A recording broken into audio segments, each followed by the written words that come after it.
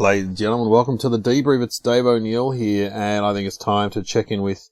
Well, I haven't really talked to anyone who's in a... Oh, I spoke to Colin Lane once from Lane and Woodley, but people in sketch groups, they're not as common as they used to be, but I tell you what, there's some good ones going around. Maybe they are, I don't know. I don't know what I'm saying, but these guys, Aunty Donna, are absolute legends, making me laugh a lot recently, watching their school series on YouTube. Anyway, let's call Broden. I know Broden. Oh, I know Zach, but I think I know Broden.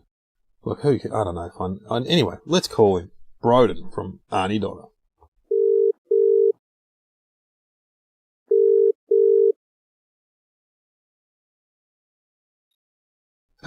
Hello? Hello. Broden, it's Dave O'Neill. Here he is. Look out. Look out. Look out.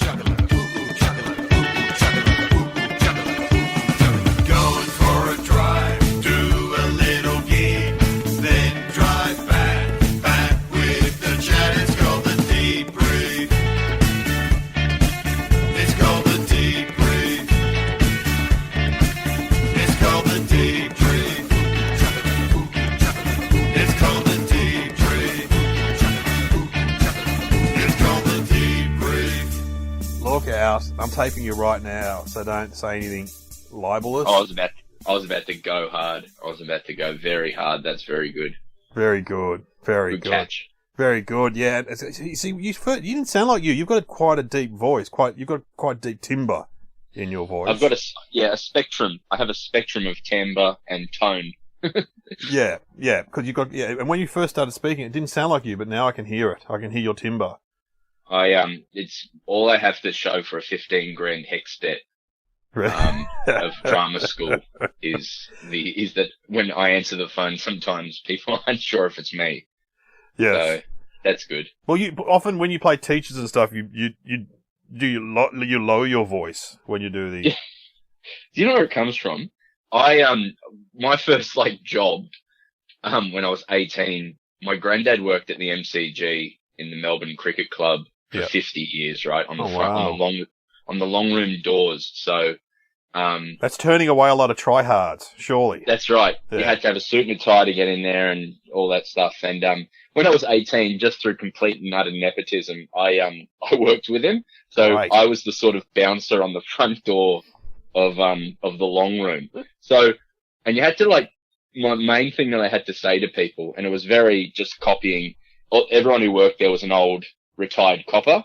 Yeah, and they'd right. be like, they'd go up to someone who's, had too many, and they'd go, right, mate, from now on, water's in between those, all right? That's great. What a great job to work with your granddad. What a great job. Yeah, that was really lovely. Yeah. That's awesome. It was and also I was, and it was literally just watching the footy. And I was such a spoilt little brat about it too. I have to go to work. Yeah. The easiest job. And they were unionized. So there was constant pay increases and yeah. Fantastic. I mean, I've been the members, I've only been there to do gigs. And the first time they asked me to do a gig, I'm like, oh, for all those rich guys. Then I was amazed when I went there on stage and going, where do you live, mate? Oh, I live in Moorabbin. Where do you live? I'm like, what, am I the richest person here? I thought I'd be the poorest one. So it's a funny thing. There's definitely there's a stream of doctors and lawyers and generations of wealth where people have membership cards and they don't even know they have them. They're just paid. But then there's a stream of people who are working class around Victoria and they were put on the list when they were born, and it's their one thing they care about before their car registration. And it's true. Yeah, they were great. They're a great audience. I remember I've done it a few times. They were great. Right down my alley, and there's always at least one rich guy with a scarf on you can hang shit on. Oh, look at this bloke. He's from Brighton. Surely, mate. You from Brighton? Sandringham. It's a funny little microcosm. I was once told by a lady in the members' dining room. I remember I was 20, and I think she had the wrong something on, or she had to take something off to come in, or something like that. And she said, "Do you know you're dealing with the upper echelon of society? Do you know that?" Oh, I love it. And so with Aunty Donna, did you guys meet at? Because I worked with Zach for a bit on, what's that TV show? Littleton. Littleton. And so he was telling me, was it Ballarat Uni where you guys met? Yeah, we all went to acting school in Ballarat. So Ballarat Acting School, I got heaps and heaps from it as a 19-year-old, but it's definitely not one of the ones. It's not the NIDA, and it's not the not Whopper, not Whopper, the VCA or the Whopper. No.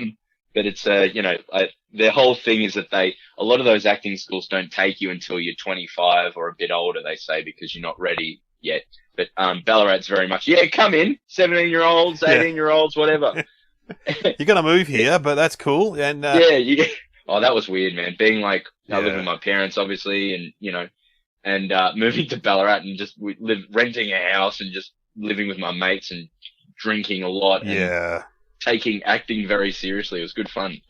Yeah, that's it. Yeah, I mean, that's sort of like the American model. Because when I first went to uni, and I met people that lived on campus at Melbourne Uni, some of them lived closer to the university than me. I'm like, you live in Hawthorne, I live in Mitcham. Why? I could not grasp the concept of living at uni.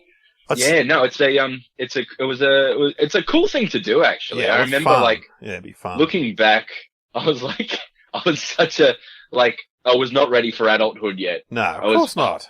I was teacups on top of teacups. I remember the first night, it was me and my two best mates. We all went to the same, we all moved in together. We all had some beers. We cooked like steaks for tea. It was awesome.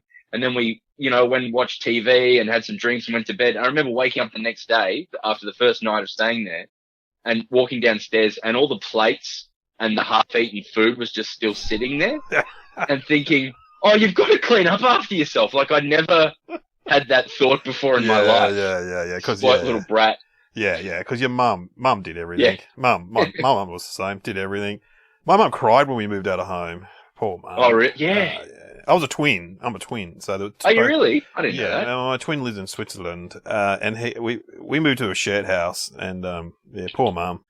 Anyway, it's a big thing. Yeah, it's a big thing. It's important. I can imagine it. I've got teenagers now, and which leads me to this. So you met at Ballarat Uni, because I remember. And so, what year did you first do the comedy festival? You reckon? Yeah, we were 2012. So what happened is I finished in 2011 and got out, and the first sort of thing I put all my energy into, my mindset in about 2011 was, I'm going to change the face of Australian theatre because it needs, we need to fix it. So, Yeah. There's always some bloke, there's always some actor in the paper. I remember one actor, I can't remember his name, but he's quite famous, and he was saying, I want to bring theatre to Broadmeadows. You're like, mate, they don't want it. They don't want theatre in Broadmeadows. Oh, what's his name? He was in Love My Way. Brendan. Could be Dan Wiley. No, not Dan Wiley. The other one from Love My Way. Brendan Cowell. Yes, Brendan Cowell. Why can't people in mate? They don't want theatre. They don't want it. I love it. So what did you do to try and? So we put on plays, and you do on there was always these discussions about what's wrong in the world and how we're going to fix it. And then you'd go, well, let's put on a play in a 10-seat theatre, charge $45 a ticket, and change the world. And your parents and friends will come, and then they'll stop coming after a while. Yeah. Oh, no, so we did a bit of that, and there was a bit of an idea. Like, Zach and Mark were the funny guys at uni, and we were all just like, we should do something for Comedy Festival because it's an inbuilt thing. And I remember the first year we put on, we just booked a venue, and we named the group just flippantly. And before we knew it, we'd sold like 100 tickets because friends and family were just like, I want to come see you do something actually fun, as opposed to a reimagining of The Rape of Lucrece. And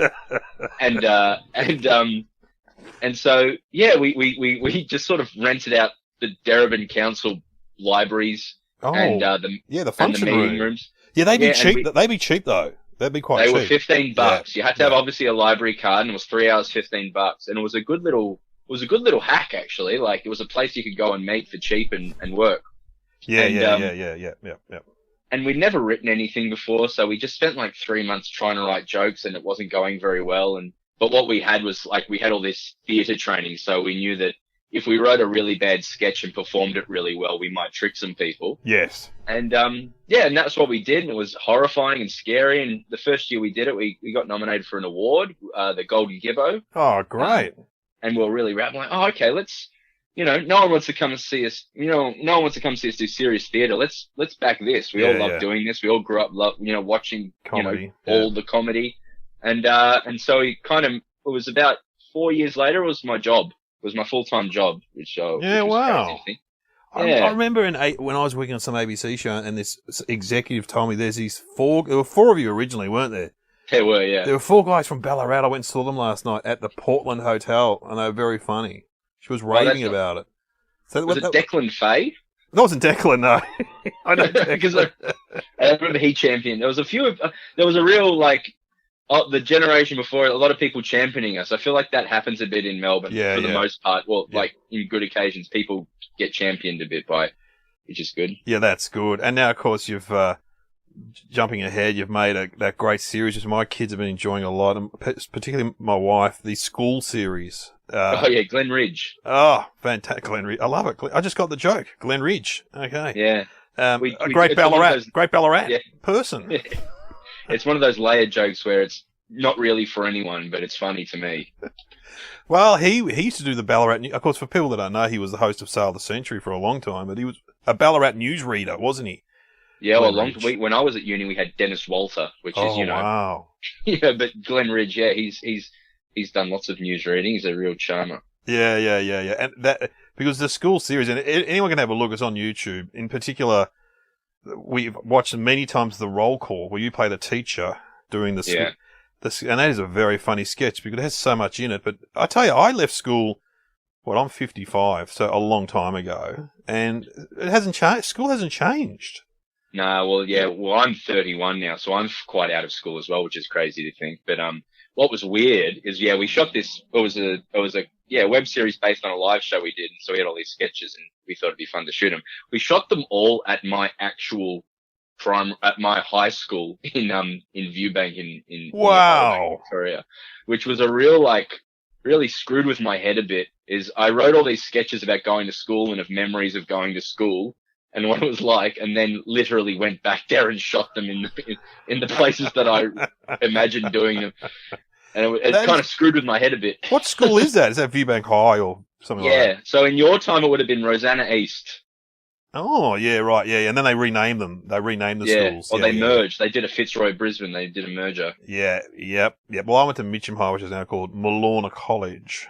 There you go. Okay, much better. Very similar, I'd say. It looks exactly like my high school. They must have all been designed by the same person back in the 60s. They're all that 60s, 70s brutalist architecture. And then at some point, one government's come in and given everyone a new basketball gym. Yes. So they've all got the same gym about 10 years later. But it was like, in the primary schools, it was like half a gym.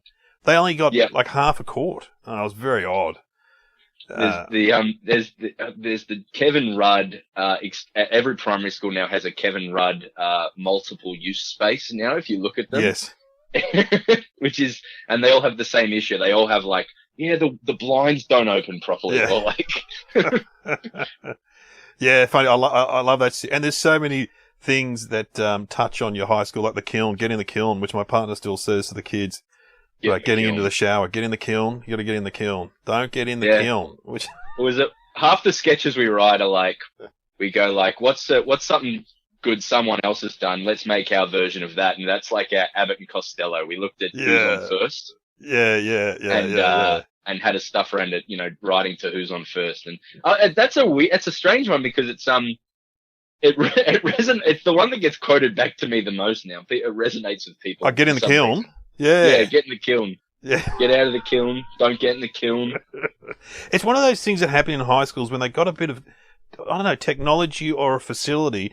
In my school, it was the computer. They got a computer which was the size of a room, and the guy in charge was very protective of it, because don't touch a computer, don't touch a computer. And I reckon that was just a trope in schools where they'd get a kiln, they'd get a computer, they'd get some, and they'd be so protective of. You still see it to this day, because my kids are at school. You still see it where they get a new facility and the teachers are so protective of it. And there's IT departments within schools, and they never talk to any students. The only time you'll ever interact with them is if you've done something, and they'll come in and go, "What have you done? What have you done?" Yeah, my brother's one of those guys. Oh, is he really? Yeah, he's done it. Well, he was the one who got a trade out of me and my brothers. My dad was a trade. He wanted all of us to get a trade. He wanted us to go to the tech. Get a trade. Anyway, Mark, he got a trade at Telstra, and then he eventually left that, and he worked for a Jewish school for like 20 years as the tech guy. And then they had a massive tech department. They had a robot that would sing and dance that he had to fix. Really? What, in the 80s? What is this? No, 5 years ago, they got a robot that would do the Gangnam Style. And a singing robot? Yeah. We had a Coke machine. Yeah, it made the papers because it's like a marketing exercise, I believe, for the school. And now he's gone to a Steiner school, which is the funniest. Right. He's the only tech in the Steiner school. The school's in the bush, and they only get computers in year 12. And so I love Steiner schools. My first job out of acting school was theatre and education. So I would go around to every school in Victoria and do a play about cyberbullying. And it's because it's one of those things that like anyone over 40 is like, I have no clue what that is. Yeah. And they just chuck money at it and go, fix the cyberbullying. Oh yeah. And we had to do a few shows in a Steiner school, and it's like unique students there where you'll be performing, and if one kid feels like getting up and going for a walk, then that's okay, Yeah. Oh, I did a talk. I mean, I try to avoid schools. I'll do staff rooms. I'll do the teachers. No problem at all. Because I studied teaching, and that's cool. I can relate to the teachers. But once and one of the mums at school kept saying, you got to come and give a talk on comedy at which is not a Steiner school, but it's called Pres Hill, which you would know being Melbourne. It's an alternative private school where kids who don't fit into normal schools end up, and it's in a very wealthy area. So the kids are a mixture of well-to-do kids that have been kicked out of posh schools, and just kids that like alternative. And so I get there to talk about comedy, and this was only a few years ago, and within 15 seconds, a kid with dyed hair, like a 15-year-old, was hiding behind a couch heckling me. And I'm like, you reckon you're funny, are you, mate? You reckon you're funny? And I'm looking at the teacher, she's just shrugging like, oh. And I just said to this kid, hey, mate, you know what I do for a job? I'm a comedian, right? And so do you want me to treat you like I treat hecklers? Because I really go hard on them. I really go hard. He's like, no, you're all right, mate. You're all right. That's where they all come from. They all come from Pres Hill. That's good. Yeah, they're Pres Hill. Anyway. This is weird. I've got to say something. This is going to sound weird, right? Yeah. But you were on a show called Agony Uncles a while ago, which I really liked. Adam's Waz show. Yeah. And you said one thing about bad gigs in there that has just stuck in my head since and got me through a lot of those things. You said like when you're doing a bad gig and you're in it, you think to yourself, in 1 hour I'm going to be on the road. I'm going to have a pack of chips. Yeah. Everything's going to be great. And I used to, if I'm at some awful school in the outer suburbs and it's going awfully, I used to think, soon I'm just going to be on the Eastern Freeway. Yep. And I'll have a coffee. It's going to be great. And you'll never see those people again. That's the thing. You're just like, okay, no worries. I mean, I some people just brush them off, bad gigs. I used to take them back. Now I just think, oh, well, often it's not your fault. It's the physical surroundings or whatever. Just get in the car and drive off. That's it. It's one of the great ruses in the world is comedy money from people who don't want to see it. Oh yeah. It's I do a lot of before the COVID, I would do a lot of corporate gigs and stuff, and there's a certain we're not paying to see you, so and so some of them, most of them are fine though. I find most of them are fine, but some of them you just go, oh, what am I doing here? But you think, oh, well, I'll be driving away. These guys have to work for this company for the rest of their lives. I don't have to. So I'm going. Soon I'm leaving. I'm trying to remember where I first met you. That's what I do. I reckon because I can't remember. I reckon I first met you at ABC Radio, maybe with Lindy Burns' show. Used to do that a bit. Yeah, I reckon I saw you around, comedy festival around, but never comedy's weird and you never really meet anyone. You know what? No, I've had a flash. When I was doing Trades Hall, and the guy on before me was a big YouTube guy, nice guy, what's his name? And I'm pretty sure you turned up. It wasn't Zach. And I was talking to you because you said, I'm going to hand out pamphlets to this crowd because we're also a big YouTube.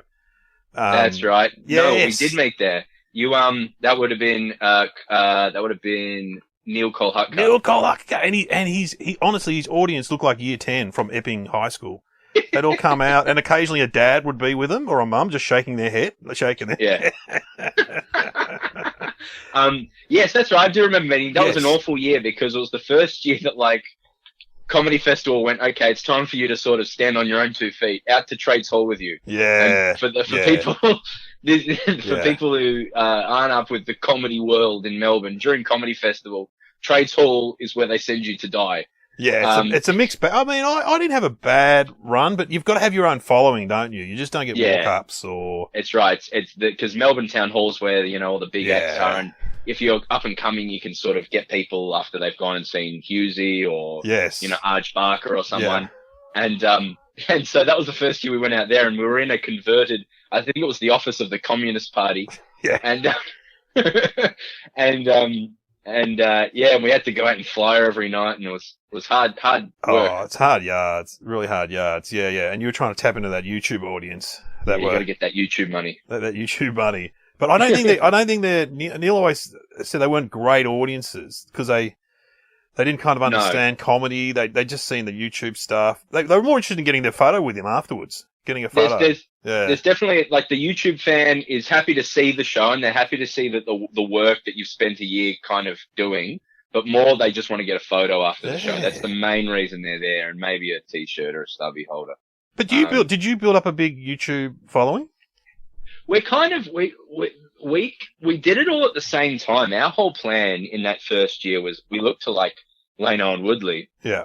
And went, well, they're awesome and they're Australian, and let's follow their path, which was get really good, get some heat, trick a producer into, not trick, but like get a producer to get you on board, and then sell the show to ABC. Like that's the way to make it in Australia.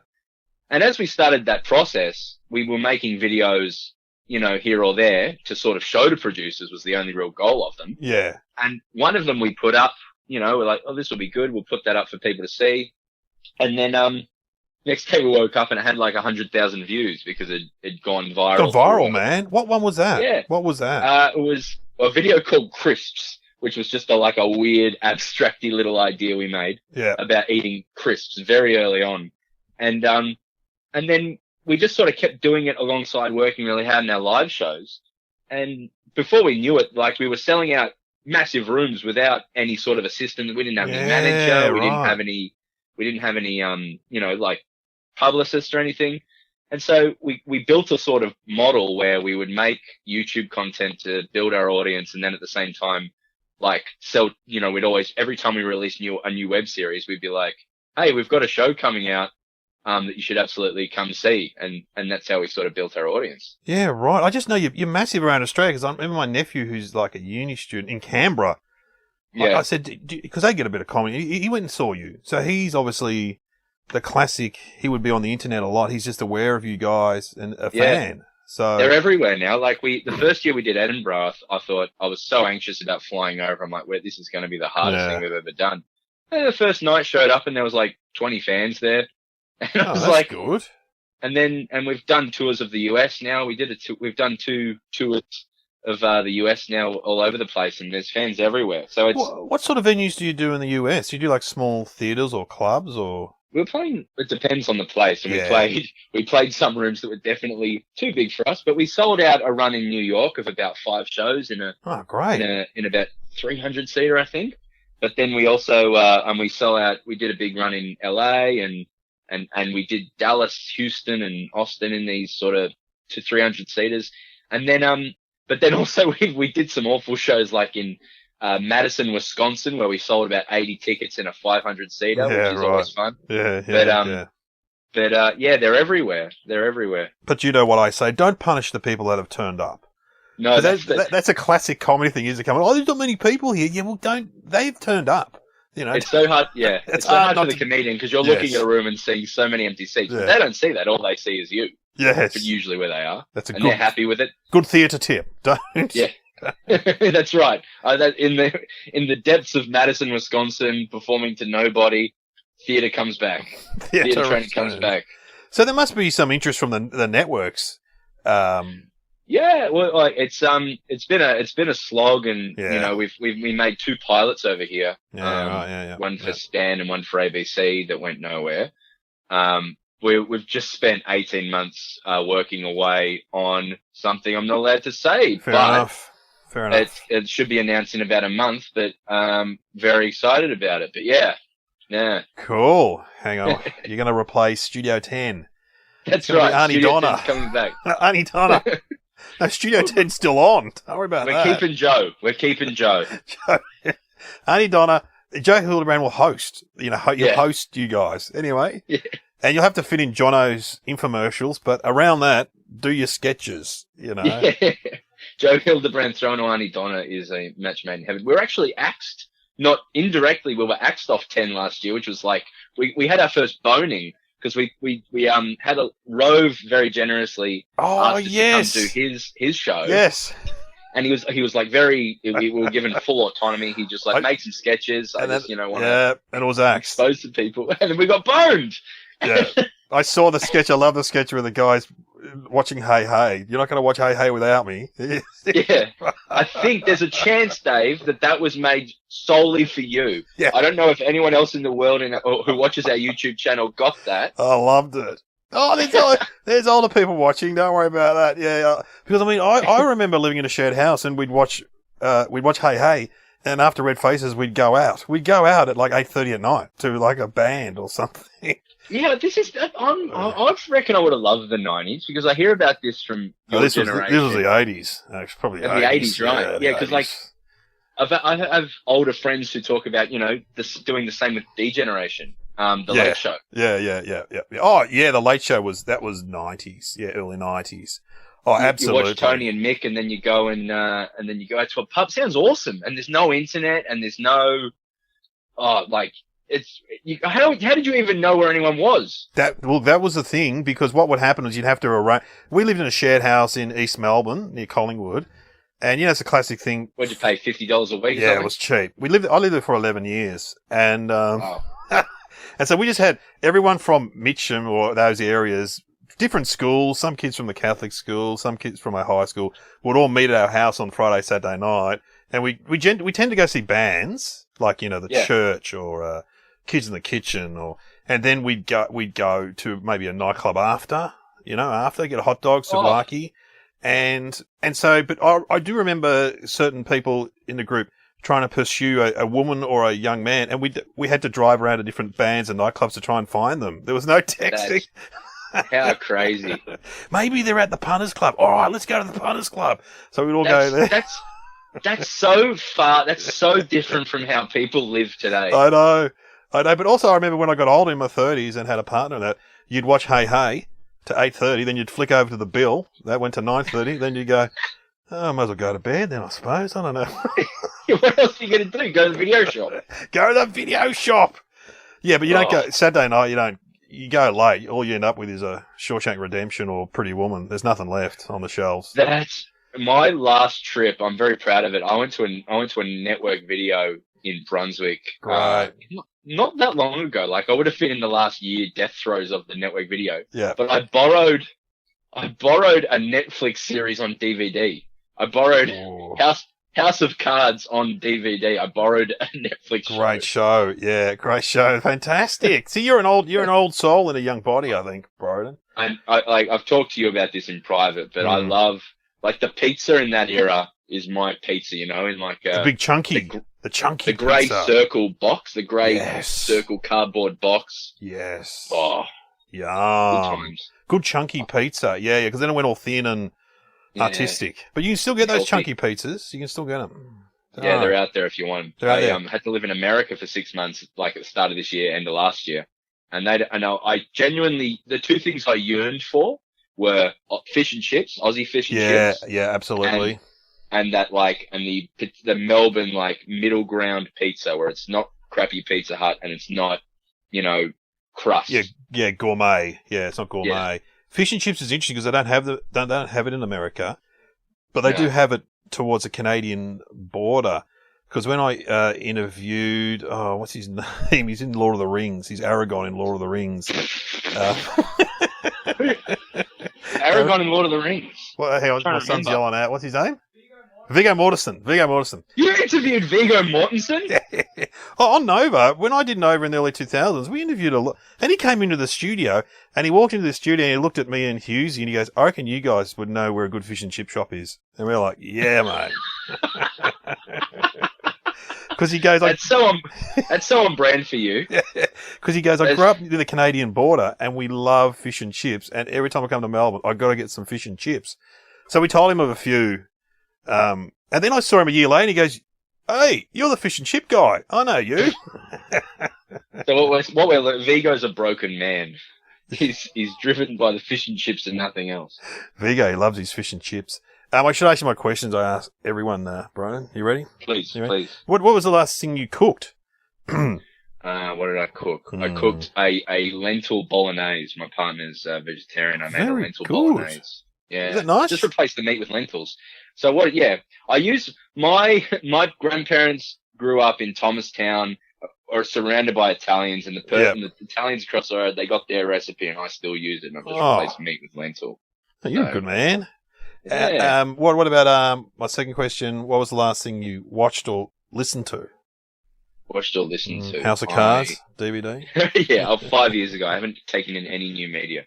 The last thing I watched was, I actually just watched the playoffs, the NBA playoffs this morning. Oh, okay, right, yeah. While watching the NBA playoffs. And what was the other question? No, that was it, or listened to, yeah. But alright, that doesn't matter.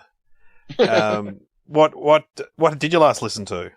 Might as well ask you. It was a podcast. It was a football podcast. Very boring, but two sport things.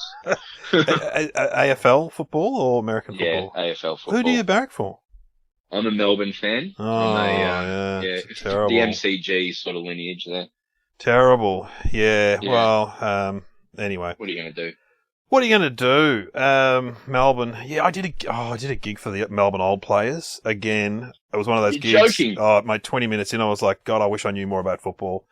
And because I grew up in a very football house, my dad's in his 80s now, still a massive Collingwood supporter. So were my brothers. And I kind of rebelled and went, no, I'm not in the footy. And then when you start on radio, they go, you got to pick a team. So I was Western Bulldogs because I lived in Footscray. But now I'm more Geelong because my daughter's into it. Loves Geelong. Right. Loves the G-Town. And but I did this gig for Melbourne.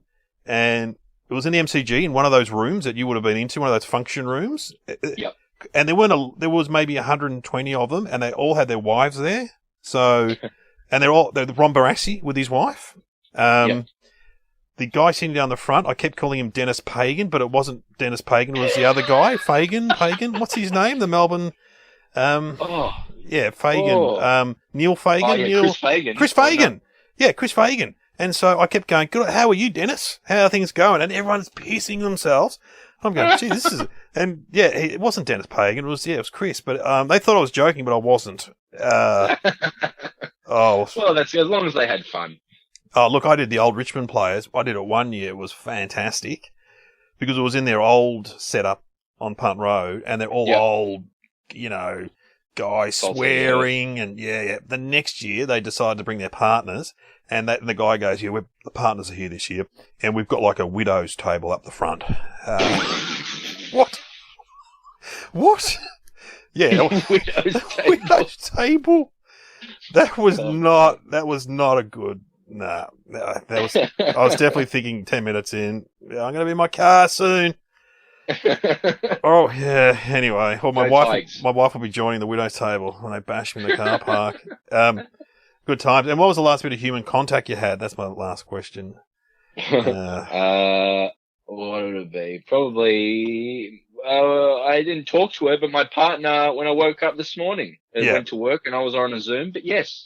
My partner Annie, who works in Station Street, Fairfield, and I go to the Fairfield shop. I haven't been for a while because I haven't been to the shops. But I messaged Dave O'Neill last week to let him know that I raided a pizza place that just opened up in Station Street. I've been give it a red hot. Yeah, and you reckon is that good old school kind of in between? Good middle ground. Yeah, I love it. Yeah, I love it. Have a go because I do like the Fairfield shops, but I haven't been trying to avoid going to the shops, but I'll get back there because it's a good selection down there. It's a good selection. Yeah, it's a good middle. Yeah, it's good. It's not a big have to go into a big complex. No, it's a nightmare to drive down. I'll tell you that much. Yeah, I hate malls, so I like the outside shopping situation. Now, I have a question for you. This is a local northeastern Darebin area question. Apologies to your listeners, but what do you call those shops on Bell Street in Heidelberg Heights? I know them. That's where my physio is. Yeah. That's right. What do you call it? Do you call it the Mall or do you call it the Mall? Oh, are you talking about the West Heidelberg ones or the? That's right. That's right. Go to the mall. The Mall. No, the Mall. That's a Mall. The Mall. The Mall. I mean, you would know that. I mean, I didn't grow up around here, but you know if you went to Viewbank High or whatever it was called, you'd know the area better than me. You'd know. Yeah. You'd know West Heidelberg. The Mall. Yeah, mate. They just have the Sarah Lee wholesalers there. Oh yes. I don't want to talk about all the gigs I've done, but last year I did the West Heidelberg Business Park Christmas party. That's right. My god! And it was at the Austrian Club, which is in. Have you been there? I've heard of it. Yeah, I know where it is. How did that go? Oh, it was great, but it's in the middle. It's in the middle of nowhere in an industrial park, and it's full on Austria inside the doors of this old Austrian club with schnitzels and good times. Yeah, good times. Well, I'll let you go. You got to go. You know you're busy, and I'm very busy, man. And everyone, have a look at Aunty Donna. If you're not aware of them, just have a look at some of their sketches on YouTube. I would start with the roll call. Is my favourite one. Roll call, then go kiln for the Dave O'Neill experience. and if you like stuff a bit weirder, there's plenty of that. I think the roll calls are sort of closest to a mainstream kind of sketch you guys do, and it's a gateway sketch. It is a gateway sketch, and then you'll be. And then half an hour later, you'll be watching that sketch about the pudding. Oh, I feel like some pudding. That's going to be played at my funeral, the pudding one. Yeah. Thanks, Broden. Broden from Aunty Donna.